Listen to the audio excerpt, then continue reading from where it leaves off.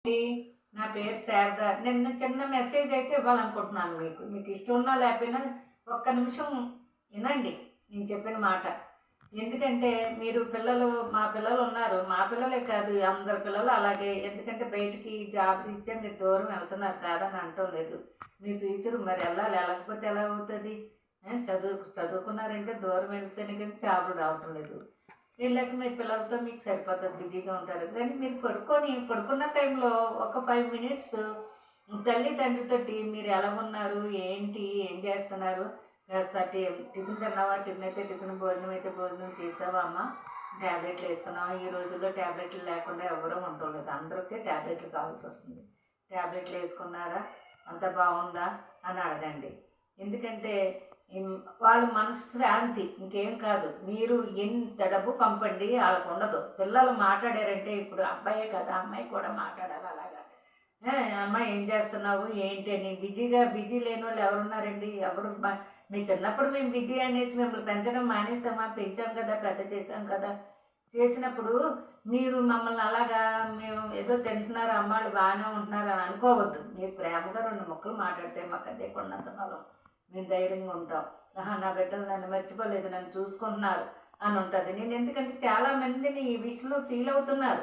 నేను ఏ గుడికి వెళ్ళినా ఇదే మాట చెప్తున్నారు. అమ్మ డబ్బులు పంపితే ప్రయోజనం ఏముంది, నాకు కాస్త పలకరింపు అనేది లేదు ఇంట్లో. కనీసం సాయంత్రం పూటైనా పలకరించరు.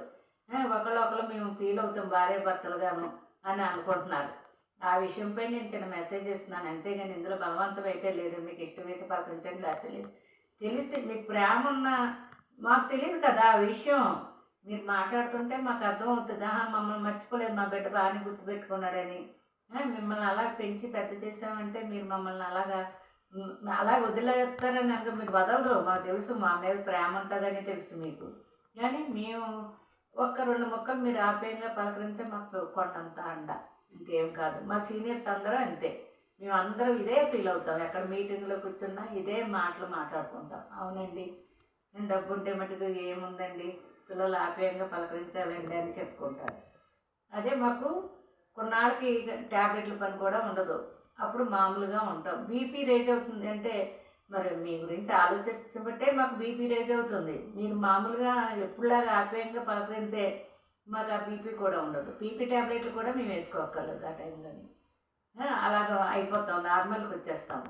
షుగర్ ఉందంటే ప్రతి ఒక్కరికి షుగర్ ఎందుకు వస్తుంది?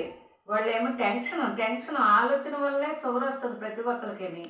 లేకపోతే షుగర్ అనేది ఎవరికి రాదు. ఎక్కువ ఆలోచించే వాళ్ళకే షుగర్ వస్తుంది.